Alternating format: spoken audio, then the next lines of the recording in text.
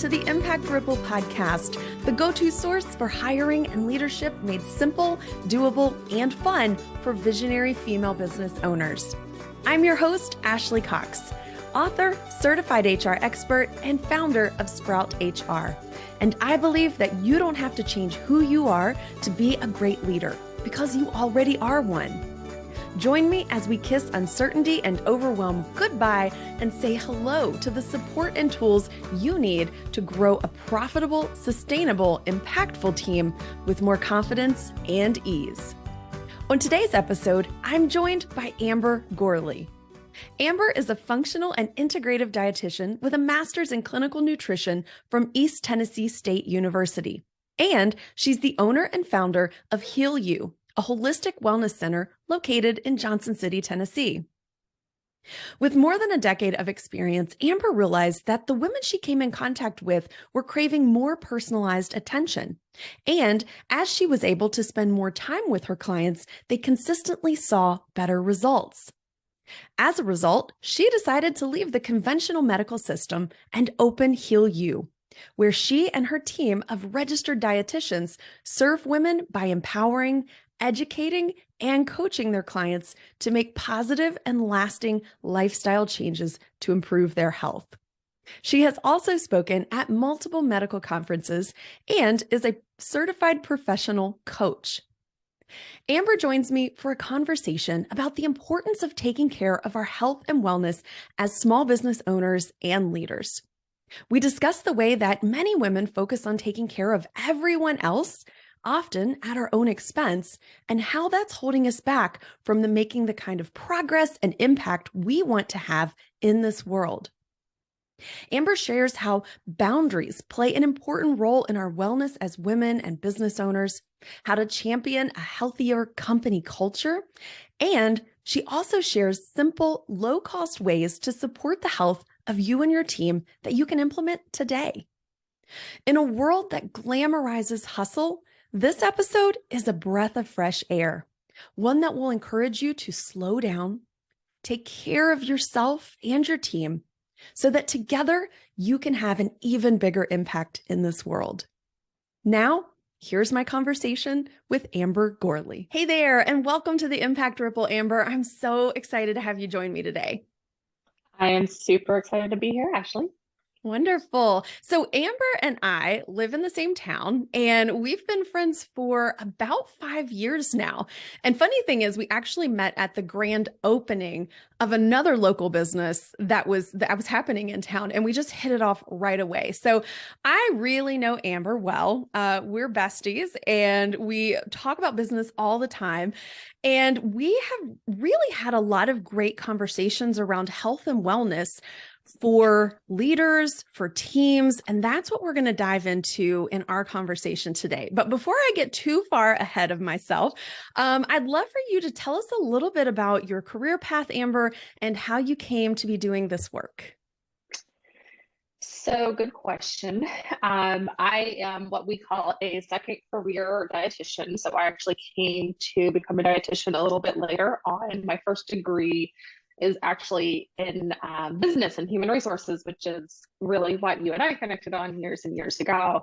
Had the opportunity to go back to school and chose dietetics as my path. And through that program, that was about a 5-year process, going back to school, getting my master's degree, and always knew I wanted to work in what we call outpatient. So I didn't want to work in the hospital. I didn't want to work in a nursing home. To me, the real impact was in the community and sitting down with people and having, conversations, really hard conversations sometimes about their health and their life and what changes they can make to feel better. So, just a quick little snippet, if you will, of what I've done with my career is I started out in community nutrition. I'm working with very low income, very sick men and women and children. I've worked with everything from, a baby that was 4 weeks old to a 99-year-old male. So I've really seen just a huge variety of conditions and individuals in my career. Went from there to the VA. Love my veterans very much. Worked again in outpatient there. and from the VA decided that it was really time for me to do my own thing. I tell people all the time I'm a terrible employee, and I just really needed to have my own space to make the impact that I really felt like I could make, and that you really can't when you are working under a very bureaucratic type of organization. Mm. Wonderful. It's interesting to see how our careers take us on these winding paths, and nobody would really think about, okay, Amber's a registered dietitian, but she actually started off in business and HR, and how you got to where you are today. So I know that you do work with a lot of business owners. You work with a lot of high achieving women, both in professional services as well as small businesses. So why is it important that, especially as women, we take care of our health as business owners? So, many of the women that I work with, especially, in our slightly older demographic, come from this background of fill everyone else's cup up first, and then what's left over is for me. And that is just such a really a backwards way of thinking about things.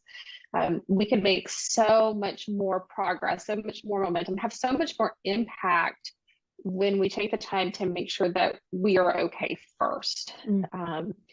You're not doing anyone any good if you're fatigued all day, if you've got cloudy thinking, if you have pain or migraines that really distracts you from whatever it is you're doing. And as business owners, at least the business owners that you and I are and your audience are, we're the ones that we're not in it to make $1 million and go live on a yacht, right?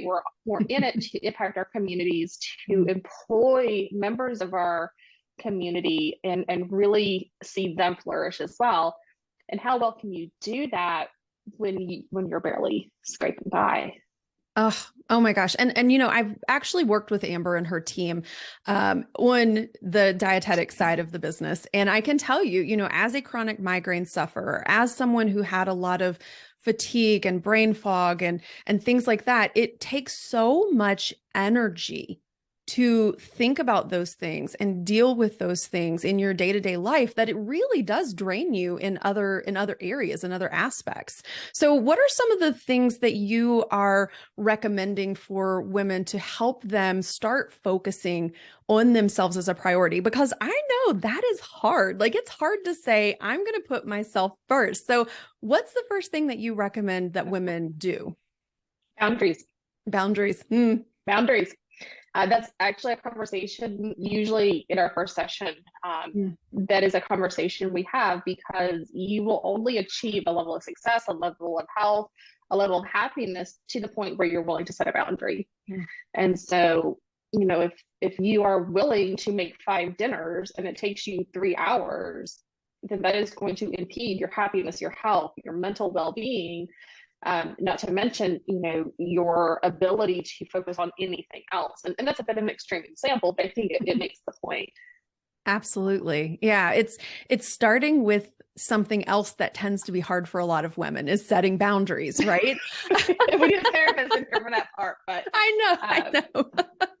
So when we're talking about setting boundaries, some other examples of boundaries I think that we could talk about too are being able to say no to the things that aren't serving you. And how might someone go about doing that? Yes, no is a complete sentence. For anyone that needs that validation, it's a complete sentence. It starts with looking at your day, right? And I think you and I have talked about this a little bit, actually. So what are we tolerating? What are we tolerating in our life? What are we tolerating in our business? And are those things that don't need to exist, or that someone else can do for us? For example, cleaning the house. This was a huge discussion in my house years and years ago, because my husband said, well, we're capable of cleaning the house. Why do we need someone to come in and do it? Yes, I'm capable. That's not where I want to put my time and my energy. And so, really making those list of things that what do I really not need to be doing anymore? And how can I get off those things off my plate so I can make time to go for a walk with a friend, meal prep, go to the grocery store, sit down and write out menus for the week, go get a massage, any of those things, you do have to carve out that time. And when you've been the yes person, that plate can get pretty full.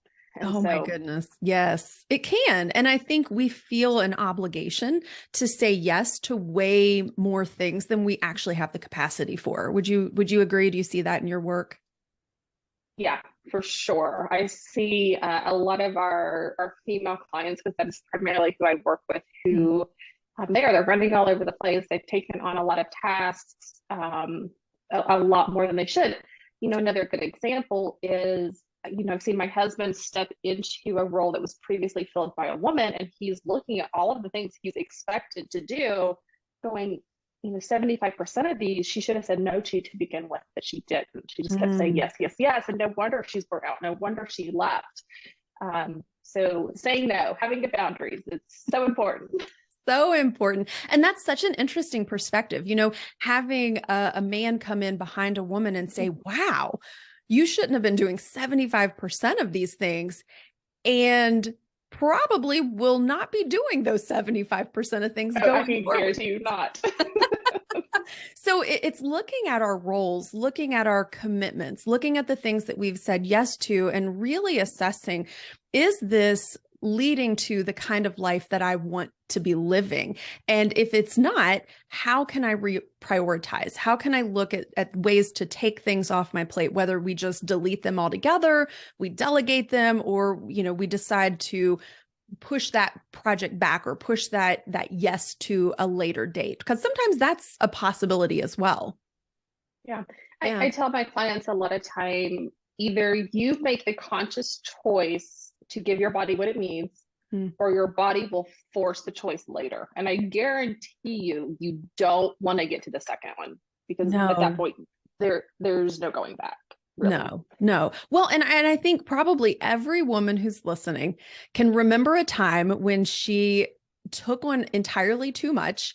And then her body was like, yes, no, we're going to be sick now, because you need to stop. You need to slow down. You need to rest. And your body will find a way to create that rest with or without your permission. Yes.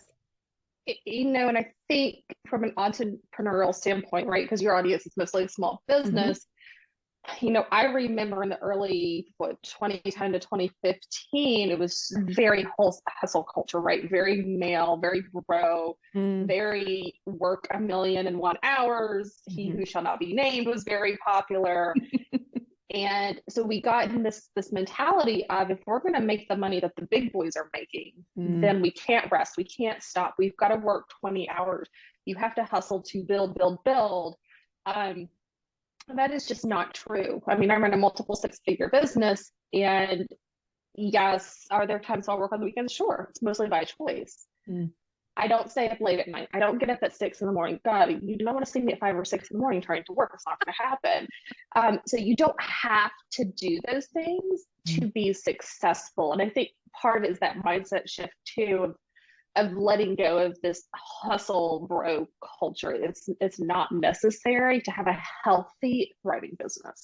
Yes, I love that you bring that up, because it's leading from that more feminine energy. It's leading from a place of ease. It's leading from a place of intention, of being able to decide and choose. And it goes back to boundaries, like we were just talking about. All of these things are me saying, or you saying, this is when I will work. This is when I will rest. And just being able to do that is so incredibly empowering as a leader. And especially not only as a leader of a business, but a leader of a team. So I'd love to kind of switch gears a little bit and talk about, why is it important for leaders to not only care about their own health and well-being, but the health and well-being of their teams, their employees? Yeah, so culture, right? That a lot of that really comes back to culture. Mm. So first and foremost, you can't expect your team to engage in healthy habits and lifestyle if they see you modeling something different. It's Mm. the same as parent as child. So, I think, and that's really why we started talking with leaders first, right? Um, for a team, you're not hiring someone to get 50% of their effort, right?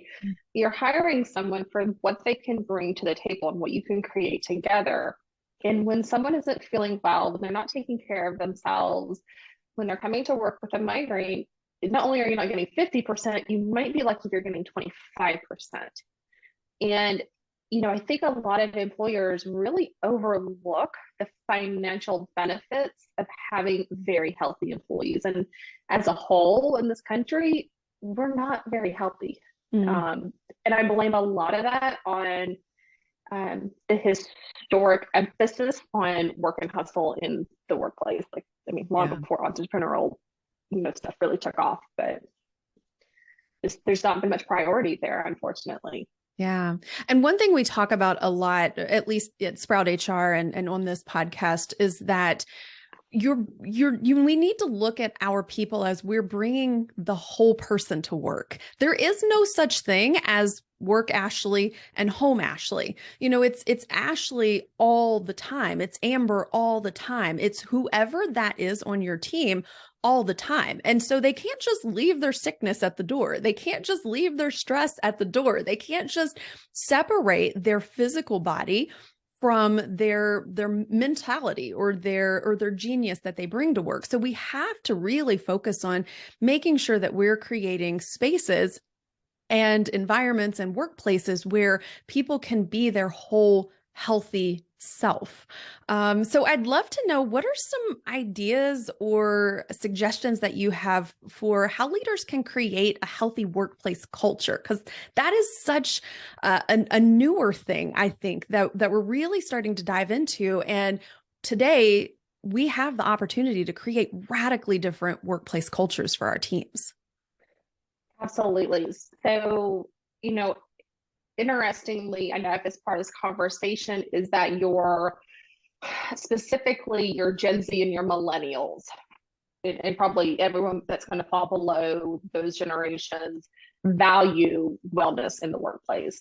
Our boomers are our diehard work ethic, sun up, sun down.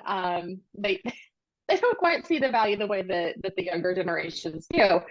And I think there could be a really broad spectrum of what wellness means to each person in your company, right? And knowing the generational spread is definitely important, because it's going to be different to different people. Some people are going to want more flexibility in their time off and in their schedule. That's what defines wellness for them. Is the ability to have a mental health appointment in the middle of the day or go to PT in the middle of the day, to be able to prioritize their needs without feeling like they're letting their employer down, B, feeling like they're going to get yelled at, and C, they can still show up and do a great job. In fact, they're going to do a better job because they're not stressed. They're going to get yelled at for taking time off. So, that might be what is important to your workforce. It could be arranging afternoon walks, or saying, hey, any point in the day, go take a 30-minute walk, no worries. It could be something as simple as, if you have a lot of young moms, making sure you have a breastfeeding area for them, and providing snacks so that they can keep their milk supply up. Little things that you might not think of as being wellness oriented, but that would really make a long way. And like you said, like you're not just bringing half of a person into the office, you're bringing a whole person. Snacks, donuts are fine and great every once in a while, but making sure that you've got something fresher in that mix as well, to keep people sharp and really alert during the day. I mean, those are just a few ideas that I have. I'm curious, what are your ideas, Ashley? Yeah, no, I love these ideas. I think that sometimes we overcomplicate health and wellness, right? We make it be something that's big and not possible for small businesses. A lot of times when I work with clients, they'll immediately say, oh, I need to offer health insurance benefits. And I'm like, well, maybe not. The best place to start, like you said, is to look at your workforce. Who is on your team? What are their specific and unique needs? And even the benefits and the insurance providers that I partner with will say, ask your people. what do they need? What do they want? What would be valuable to them? Because you might have a totally different set of priorities than they do. So I think too, some of the things that you mentioned that resonate with me are kind of going on those walks, and to kind of add to that, schedule walking meetings. You don't have to sit and be on Zoom for every single meeting. You can get on the phone, you can pop your earbuds in, and you can go for that 30-minute walk together. I know that energy or exercise is a great way to boost your brainstorming powers, to boost your creativity, to get fresh air in our bodies that we need to oxygenate our brain so that it thinks better. So that's one way I think, especially with remote teams. Some of the suggestions are for in-person, some are for remote teams. And I know we have a whole mix of people tuning in to listen. So even if you're hearing an idea, how can you create that idea in a way that fits your team or works best for your team? If you are thinking about, providing snacks, maybe you don't have an office area where you can provide snacks in person, but you can send snack baskets. I think one of my favorite places is nuts.com. This is not an ad. I just actually love them. They're great. And I was going to say, Amber, you're the one that got me onto nuts.com. So, that's a great way to send your team member a little snack basket every month that they can use throughout the month to stay full and satisfied and healthy in the workplace. So there are things that we can do that don't cost a fortune, that won't break the bank, that will encourage that kind of healthy lifestyle. And something else I thought that is just brilliant that you're doing, Amber, with your business is your small business membership program. So I want you to tell our audience about that, because maybe you aren't local to Amber, but maybe someone in your community is offering something similar, or you can kind of strike up a deal with someone who can offer a similar type of service. Yeah, so we have what we call our small business wellness membership. And it was really born out of some conversations with some other owners locally, other entrepreneurs, and their desire to keep their team healthy. And the more I thought about it, the more that really resonated with me. And as a small business owner, it's very important to me that we keep our small businesses healthy. Healthy businesses are profitable businesses. Profitable businesses make impacts in their community, in their families, in whatever area they choose to support. And like we said, Ashley, the success of those really comes back to the people in the business. Yeah. And so we offer, right now we do a 90-minute massage, or we have float tanks, 2 floats per month, in addition to sessions in our infrared sauna and our vitality booth, which is a red light and salt therapy, halotherapy combination product.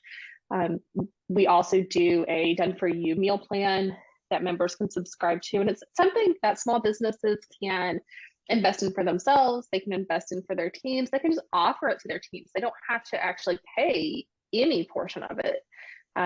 We make it very flexible for them to offer a very low cost membership that people can enjoy every month and get, some very real health benefits out of, whether it's mental health benefits, whether it is physiological benefits, whether it's a combination of both. And that's, we've had some really great feedback, and we hope to keep adding to the program as we continue to expand and grow. I love that. So think creatively, get outside of the box. If you have a local business that you think, man, this would be really amazing to connect my employees with, create that connection. A lot of times businesses will be willing to, give you a deal if you are bringing in a bulk number of employees. And that may even look like 2 or 3 or 5 employees. It doesn't necessarily have to be 500 employees. And it never hurts to ask, hey, do you have any small business specials? Do you have any group discounts? I think that's something that don't expect a business to give you a discount, but never be hesitant to ask, is there a promotion? Is there a program? Because I would love to offer something like this to my employees.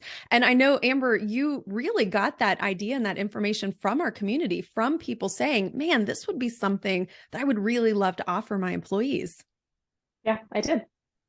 So It's okay to ask. It's okay to ask. Advocate for yourself, advocate for your team members, and think of ways that you can offer a benefit that is of value to them, but within your budget, because that's important too. We don't want you to cannibalize your business by overextending yourself and adding way too many expense or costs to your plate when it comes to health and wellness. But there are simple, low cost, easy to implement things that you can do today, just like we've talked about. So it's time for our final segment of the show, Imagine the Impact, which is quickly becoming everyone's favorite and has always been my favorite. But this is where we get to envision what it could look like for you to take action today. So Amber, I would love for you to help us paint that vision for the impact that our listeners could create through one key thought or takeaway from our conversation today. Gosh, so I hope I'm going to get this right. I don't want to butcher your final segment. You'll be fine. But, I think it's very important for business owners to really visualize where their production is now versus because I guarantee every business owner out there is probably thinking that my team is not performing like I wish they would. Maybe you love your team, but they can perform better. And what would it look like if I could increase that performance by 25% by simply implementing some sort of workplace wellness activity? And that's what I would leave you with. Love it. Love it. Imagine the impact if your business performed 25% better than it is today, 15%, 10%. For such a small investment up front, you can truly create impact that is going to drive profitability and sustainability and impact forward in your business, in your community, and in the world. So Amber, I'd love for you to share with folks, where can they connect with you, learn more about you, and heal you? Sure. So you can find us on, all the socials, Facebook at Heal You, Instagram, we are Heal You Wellness, and then good old Google for healyouvellness.com. So pretty simple, almost the same across all platforms, and you can follow us at any of those places. Wonderful. And that is Heal, Heal, and the letter U, Heal You. Yes. So we'll make sure to drop those links for you all down in the show notes. So that way you can just click and follow Amber and her amazing team and all of the work that they're doing to help us live healthier, more fulfilling, more impactful lives. So thank you again, Amber, for joining us today on the Impact Ripple podcast. This has been such an inspiring and encouraging conversation that truly feels accessible for every small business owner. Thank you so much for having me, Ashley. And, I would love it if your listeners messaged you with what they're going to implement. I would love to hear that. So. Yes. Challenge share with us. Challenge accepted on our end, right, listeners?